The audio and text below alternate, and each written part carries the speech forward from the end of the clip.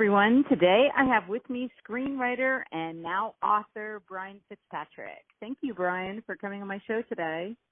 Oh, thank you very much for having me, Michelle. It's my pleasure. Oh, I saw you've done so much screenwriting stuff, and that's why I wanted to talk to you, because I thought there'd be so many things that you could help young screenwriters and now, you know, moving into the author, which I really found interesting that, because I found that it's the other way. Like, people write books and then they're like, oh, I think I'll become a screenwriter. That'll be easy. Yeah, exactly. And it seems that is the more common thing to happen, but things are changing, I guess. Well, I am finding more screenwriters who are coming up across the same thing that you did. Like, so you make this screenplay and you realize, like, okay, this is too big. This is too, the people aren't buying it. They take it to film festivals. It's just not going anywhere. And then they're like, you know what, I'm going to write it into a novel because I don't want to lose the story. And a lot of times, if you don't, you do lose the story, right? It's true. Very true. And so that is like, and I talked to a woman the other day. She took her stuff around to like 50 film festivals. I was like, wow, that is crazy. I mean, I'm learning a lot about the film festival world. So why don't you, first of all, let's talk about you, okay, how you got to do this. How you decided to become a screenwriter. Like, did you go to any film institutes, or like what did you do to prepare? I am completely uneducated in it. I just grew up with a love of films and movies, just grew up on Spielberg and, all those guys. And George Lucas and everybody. Those were my loves as a kid. 13-year-old boy watching Indiana Jones and Star Wars and all that. But I've been writing stories since I was about age 9. I just had this love of storytelling. Didn't really ever consider it as a job or anything, as a career. I mean, I was too young. I was just a kid. But as I got older, I did write some short stories and a novel, and the novel was finished, and I was just so frustrated with it. It didn't feel right, and one day it dawned on me this would work better as a screenplay. So I went out and bought the Bible of screenwriting, and I'm sure everyone knows about this, Sid Field's Screenwriting. Yes. And that was great sort of book. the nuts. Oh, it's a great book. And it's the nuts and bolts. It tells you all the rules, the 3-act structure, everything that Hollywood expects of a script. And then the idea is to take that, memorize it, and then toss it so you can start being creative. And I wrote screenplays solely for a little over a decade. And then I came up with the idea for this particular story that we're probably going to talk about a little later, called Mechcraft. And it was a huge science fiction adventure, young adult, just a thriller. And I loved the screenplay. I spent 2 years honing it and shopping it around Hollywood. And I was running into the same brick wall everywhere I went. I went, several studios, several executives pitching it, and the same exact problem came up, is it's too big and too much money for an unknown property. They said, and a good friend of mine told me, look, you need to just build the fan base first, convert it to a novel, build the fan base, and the studios will come to you. I went, well, that actually makes a lot of sense. So then I spent the next 18 months converting it to a novel. And we'll get into that, I'm sure. But that's kind of where we're at. Wow. And, I talk to a lot of people who go through Screenwriting U and, all these different, like the Film Institute, AFI and even kids that are in school all over the country.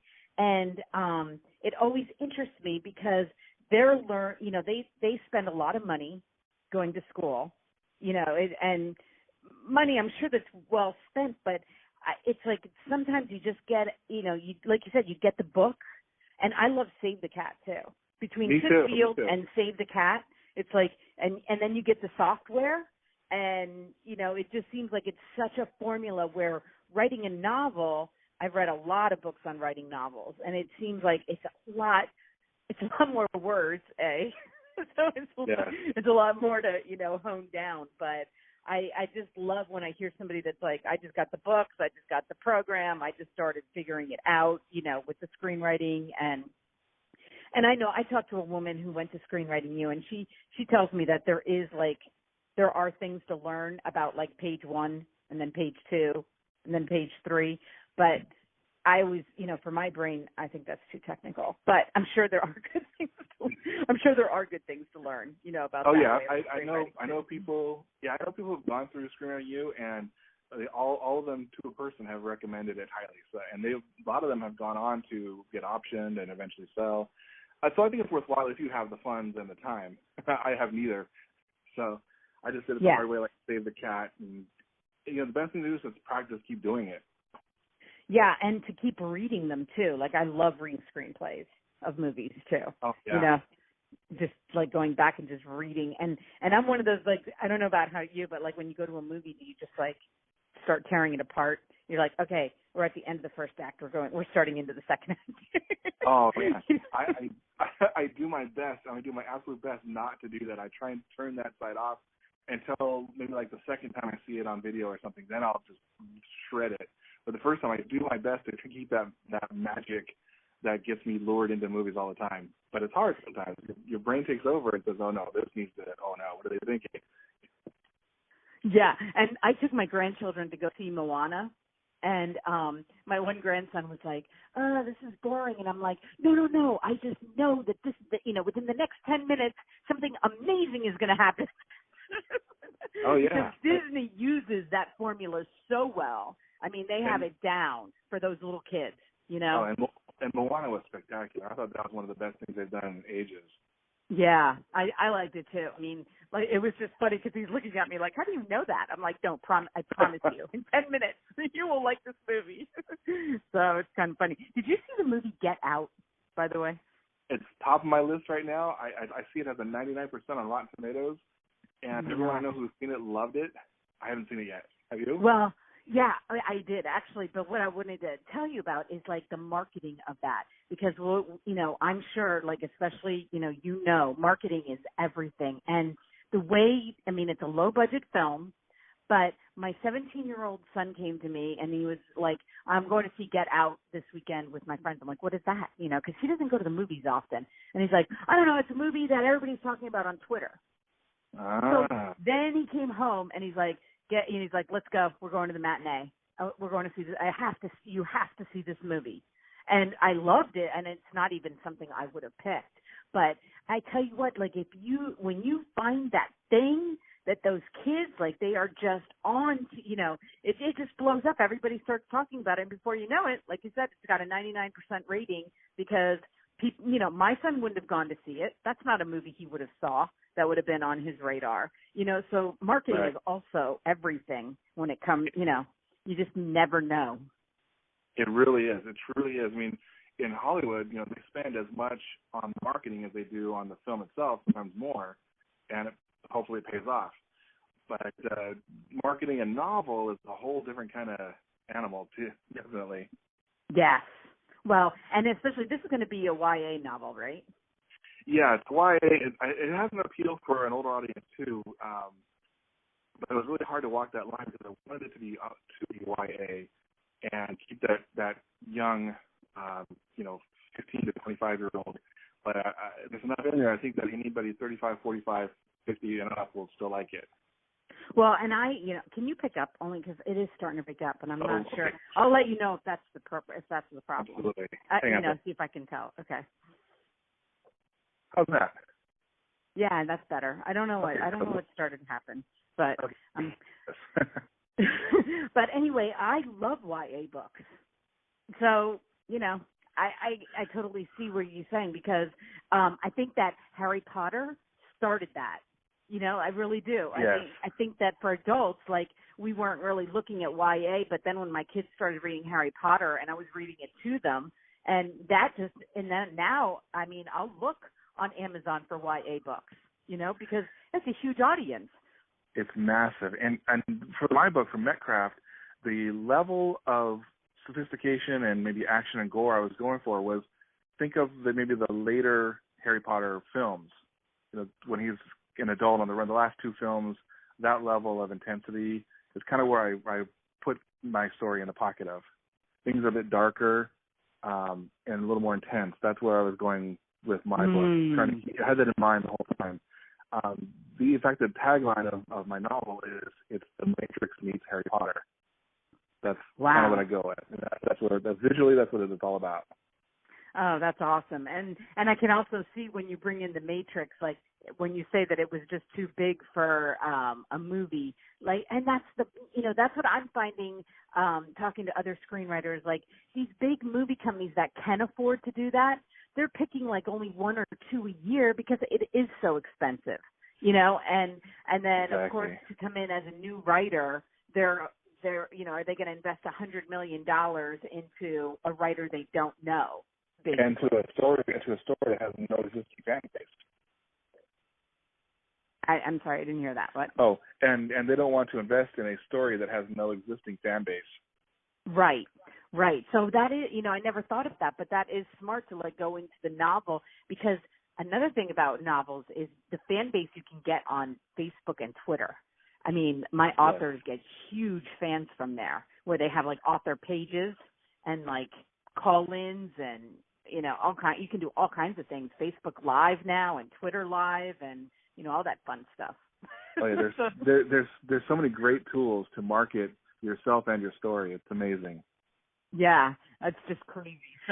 So tell me, like, when you take it out, what is the process? So you sit down, you write a screenplay, okay? Then did you get an agent, or did you just go yourself with with it? I would love to have an agent, but I have not attained one yet. I went in by myself. I have a couple of friends in the industry who kind of helped me along, gave me good advice on who to go to and where to submit things to. But a lot of notoriety I got was from contests. I would research contests and see which ones would benefit a science fiction story or just get the most eyes on the script. And I did actually get a couple of awards. I made the quarterfinals for the 2014 final draft Big Break contest, and also made the quarterfinals of the Page International Screenwriting Awards in 2015. So It's been around a while, but it never quite got past the quarterfinals. But that's still that top 10%. I don't mind. Right, because there are thousands and thousands of entries in those contests, right? Right. Yeah. So, I mean, I looked into those, but I've never, first of all, they do cost money, but not as much as like getting an agent but they cost a little bit of money. So you have to like be selective as to what you're going to, which ones you're going to submit, which contests, right? And try to get the early birds. When they first come out, you can get them for about half or less than what they normally cost. Oh, okay. Awesome. So when you make a quarterfinal, like what happens? Do you get prize money for that? At that level, there is no prize money. They don't start getting that out till the finals when they've got like 10 screenplays left. But they do they do put out an announcement, and you get announced. So that's nice. Yeah, that is nice. Okay, so then, when you get it to that place, then is there anything else you can do with it? I guess getting an agent is the next step if you want it, or can you shop it around yourself? Oh, you can totally shop it around yourself. You don't have to have an agent to do any of that. In fact, if you have an agent, they'll still want you to shop it around and you to make the pitches. It's your story. It's your passion. So they'll expect you to still do a lot of the legwork. But they can open doors for you. They can get you the meetings that you couldn't get on your own. Mm.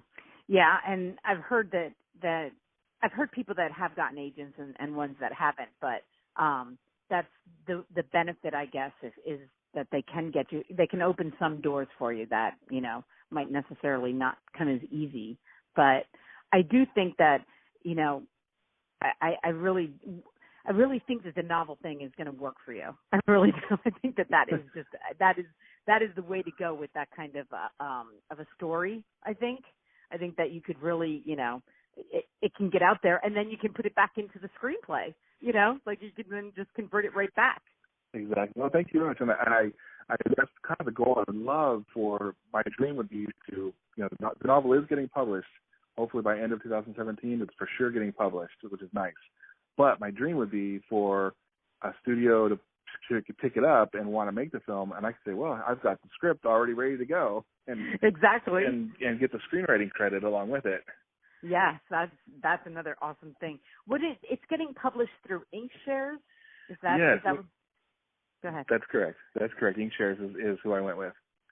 And I've never even heard of them. Is that a different kind of public, is it different than any of the others? Okay.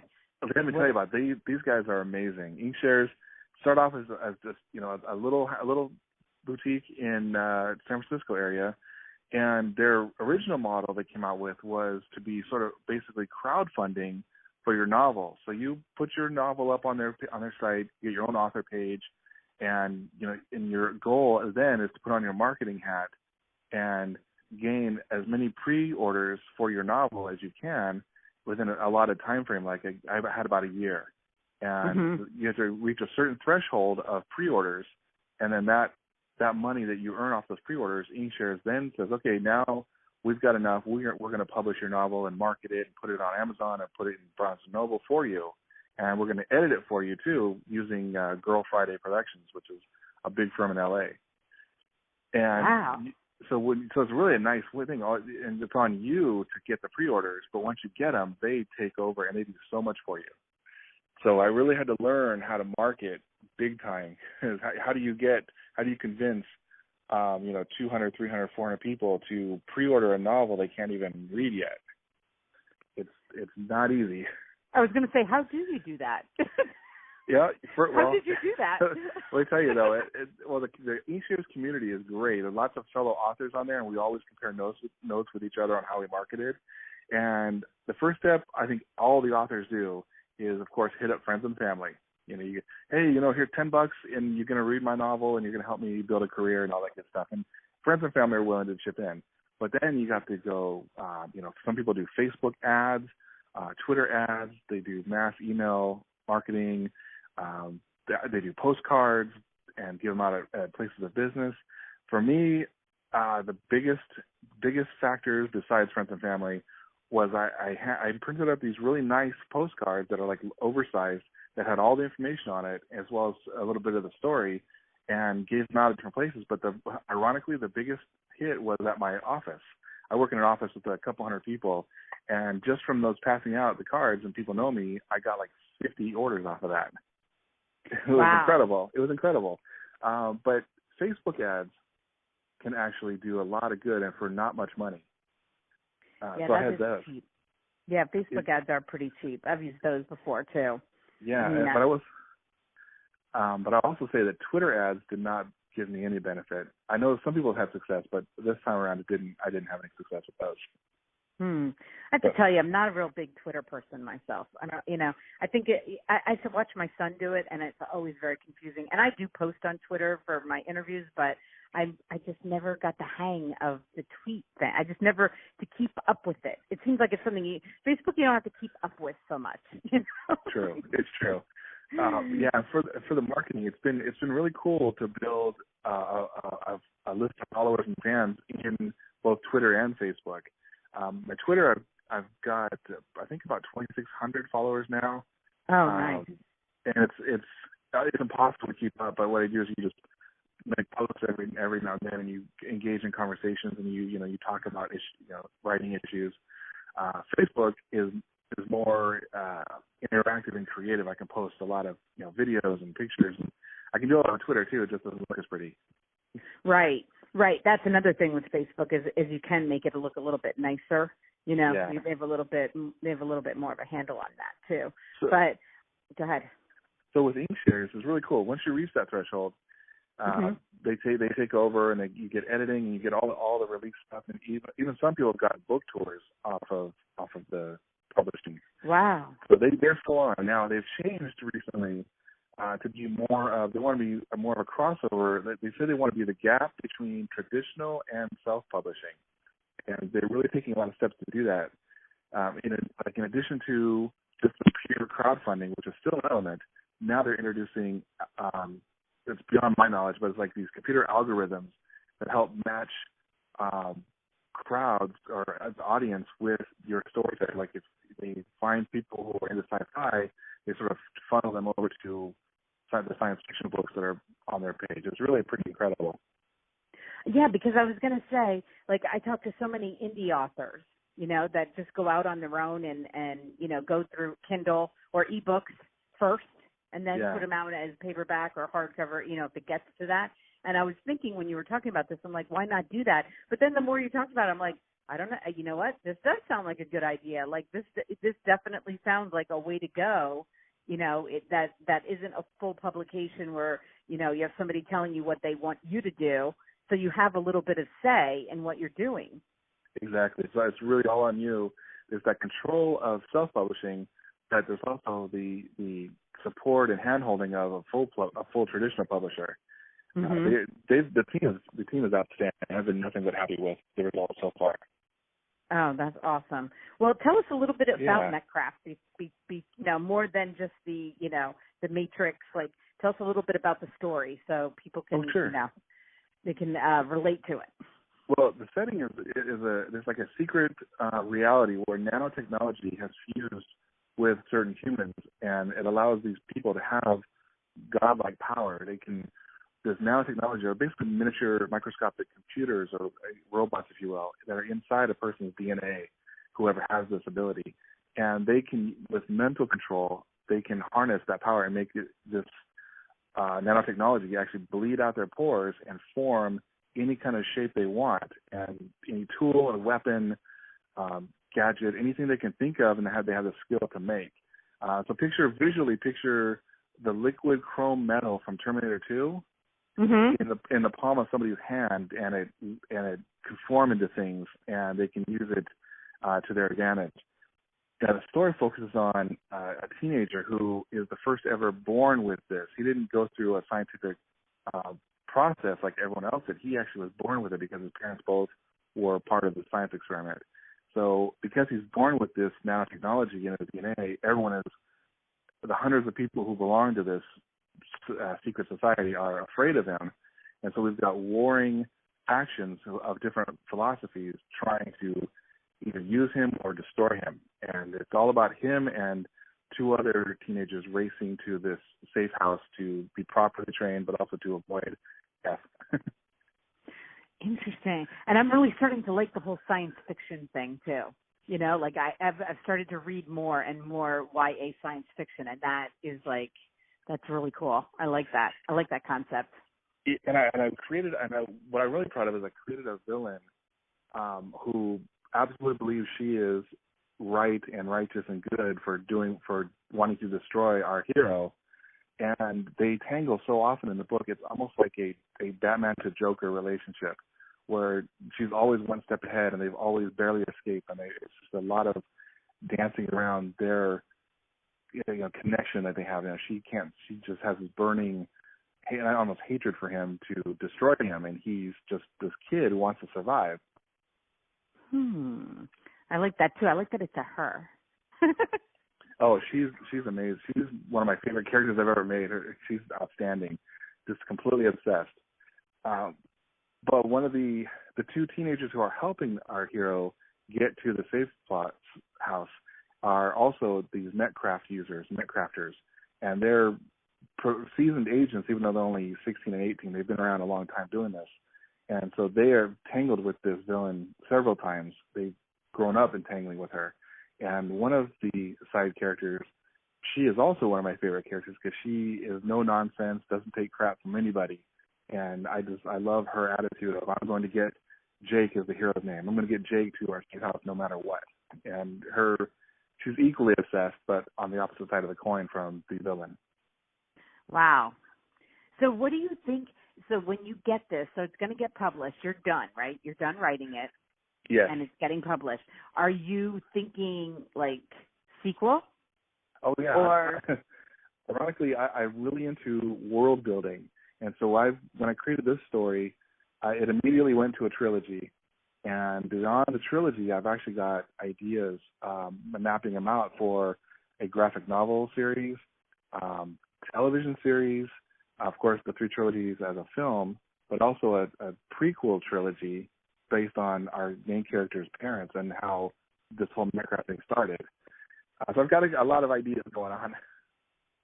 No, you know what? I think you should, because when I remember I was telling you that I talked to that Canadian author today, and she is in a completely different genre, but she said that somebody gave her the best advice and it worked for her, and that was make sure it's a series, make sure it goes everywhere. Like it can cross over, it can, be TV, be a movie, and she said that was the best advice she ever got. So you already took that advice. That is definitely sound advice. If you can have this world that people really enjoy, and you can give it to them in video games and television and graphic novels and everything else, web series even, if you can give them outlets, people will really, really love it. And that's to me, that's the idea of success. If people are reading this story and they really like it, I'm completely happy. Yeah, and one of my older sons, he's now 28. But he was in the world of when J.K. Rowling came out with the first Harry Potter. That was his age group, okay? Yeah. So nobody knew what was going to happen with that, so I kind of went through that with him. And, she was very successful at doing that. She figured it out, like before, not that there weren't, but really can you think of anybody before that really took something to the marketing extreme that she did and benefited the way she did from it? I mean, she's a revolutionary. She is definitely a revolutionary.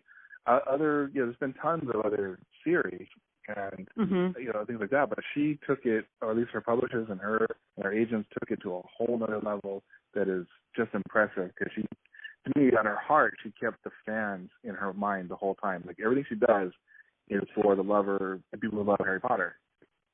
Yeah, and I always used her as when she's the person like that you look up to, and you use that market, like it just, I don't know where she got, like you said, it was like whoever was helping her, but you're right, she like stuck with it. She made sure the movies were exactly what she wanted. And I got to watch that unfold, and so now there's another generation, and even though people my younger kids read Harry Potter, but they didn't get to experience the same thing. It wasn't the same. It wasn't like it was back then, So I think that, they're waiting for that next thing.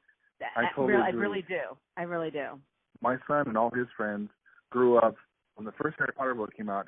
My son was 10 years old, and so he grew up just like your son did, just loving these books and all his friends. And the weird thing was when that final movie came out and it closed and was over with, all his friends were very, very, very sad because they said our childhood is over. Mm-hmm. And I was like, oh my God, you make a lot of sense. In a way, your childhood is over, at least that part of it, because they were all so attached to these characters.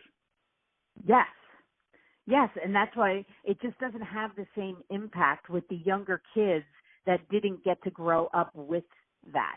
And so, like, I think it's waiting for it. I really do. I think there's that new, generation that's waiting for, because nothing's filled that hole. So, true. I think that I think you could do it. I would love that. That would be like dream come true. Well, I want to read your book, okay, and then I want to talk to you again, because I like to talk to authors after I read their book so that I can then, I can revel in their, awesomeness of it. So please be sure that, when that book comes out, that I get to know that it came out and that I get to read it, because I will put it out there and I will share it with everybody I know, and, see how far you can take it. It would be great to sort of bookend that, come back, when after it comes out, it's been out for a few weeks, and I can come back and say, oh, it was a complete disaster, or I can come back and say, hey, it was a success. No, it'll be a success, but we got, the thing is we got to get it out there, and that's what I'm saying. Like, as soon as it comes out, let me read it and let me put it out, and, and then put another interview out there, and everybody can rewatch Absolutely. It about that, and get the marketing going, because I think it'd be really cool. And I'd love to be a part of that. So. Oh, absolutely. I would definitely hook you up. Okay. And let's see. And you can always, find, I think I sent you the links to the book page as well as the Facebook page. You did. Yep, oh, good. I got it. And I'm going to put that, I will put these links underneath this video so that everybody can go there. And, yeah, and anything else. I'd like to give out updates, and keep people abreast of what's happening, saying, hey, cool, here's some good news about the editing, and here's some good news about this. It's really cool. It's a lot of fun. I try and keep a social thing going with it. Yeah, and then when it comes out, to have a big surge, you know what I mean? Like to have that big push on the launch day, and and you get to go around and sign books and do all the fun stuff that that you've been waiting for through all of this. So anyway, I really appreciate you coming on. I learned so much about the business, and I'm very excited for you. I think that I think this is this is going to be awesome. Well, thank you very much for having me, Michelle. It was a lot of fun. Yeah, it was. So we will talk to you soon, Brian, okay? Good luck with Excellent. Thank everything. I will talk to you soon.